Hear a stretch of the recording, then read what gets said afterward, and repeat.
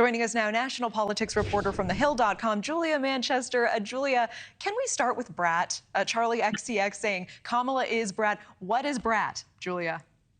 Yeah, Natasha, I was asking that question yesterday. It seems like this is more of a Gen Z thing. I'm a millennial, so maybe the, younger millennials get this. But look, it seems to be, tied to this, song or this album Charlie XCX came out with earlier this year. And it sort of references people who are, laid back, cool, who have, I guess, good personalities from what I understand. So I'm not a huge expert on this. What I can tell you is that Brat is certainly a compliment. But, on a serious note, it is that's important because we know that Gen Z and millennial voters do feel or are appearing to feel a bit more fired up under a Kamala Harris versus a Joe Biden. Yeah, no, I appreciate that. And then meanwhile, there's the coconut tree, the laugh, the remixes. Julia, tell us more about the origins of the coconut tree story and why younger voters are really seizing on this in particular. Yeah, so this coconut tree was actually the origins of the story was Kamala Harris was actually quoting her mother when she was talking at an event at the White House. I believe it was last year. And she was talking to young voters and she explains how her mom was saying, well, my mom would say, I don't necessarily get young people on this and say, what, did they just think they fell out of a coconut tree? So that's where it comes from. And then she goes on to say, you exist. And I'm not really sure what the exact quote is, but talking about context and how where you exist in time and how your background shapes your presence in a big way.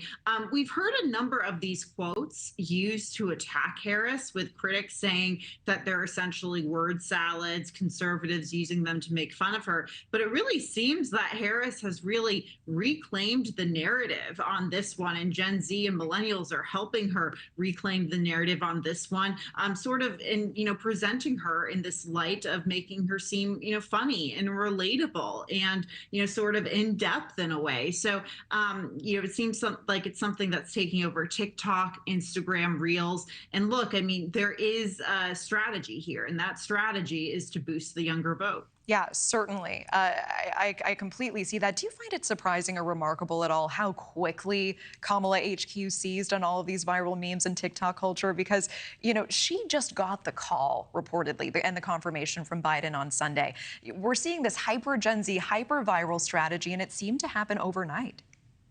Yeah, I think it is, a bit shocking to see it happen so quickly. But look, she's got a good digital team behind her. It seems like her comms team have really been able to seize this moment successfully. And remember, look, I mean, she already had an infrastructure in place. It's essentially Joe Biden's infrastructure. And she was able to sort of capitalize on that and be able to do this 180. But overall, I think this plays into the narrative that this has been a really good 2 to 3 days for Kamala Harris. I mean, goodness, Natasha, just a few days ago, we were talking about how Democrats were in disarray, how, under Biden at the top of the ticket, the party could likely lose the House, the Senate, and the White House. But now we are seeing that congressional Democrats, we just saw it today, Chuck Schumer, Hakeem Jeffries coming out to endorse Harris. So it seems like Democrats are viewing all of this very positively.